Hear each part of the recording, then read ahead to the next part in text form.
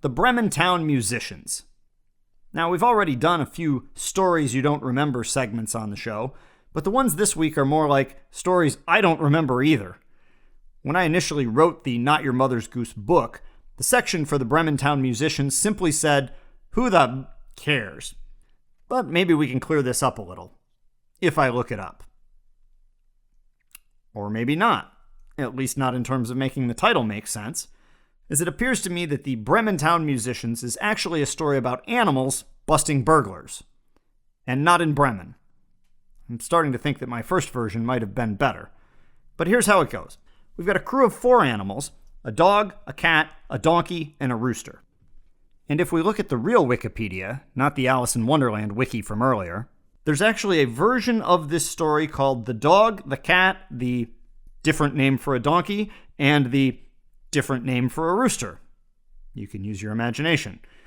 Anyway, these animals are all about to get put out to pasture, or worse, so they opt to leave their farms and go to the number one plan for dealing with a midlife crisis, which is of course to form a rock band. To get this band started, they set off for the town of Bremen, which must have had a bustling scene for rooster music.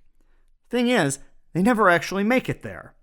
Along the way, they wander upon a cottage, peek in the window, and discover a bunch of burglars living inside. Making like an episode of America's Most Wanted, they all hop on each other's backs, make a bunch of noise, and the burglars run away.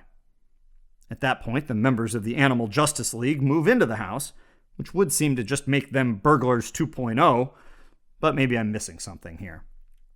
That's not the end of the story, though. Stay tuned for the sequel, The Thieves Fight Back. The original burgling squad returns. Seriously, I feel like we've got every robber except the Hamburglar involved here somewhere.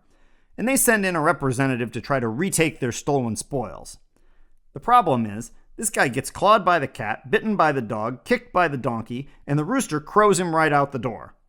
To add to the mess, he thinks he's been clawed by a witch, knifed by a man, yelled at by a judge. I mean, he might as well just have been obliterated by the smoke monster on Lost to save time. He tells his buddies to head for the hills while they still can, and the animals take over the house. Best as I can tell, that is the end of the story.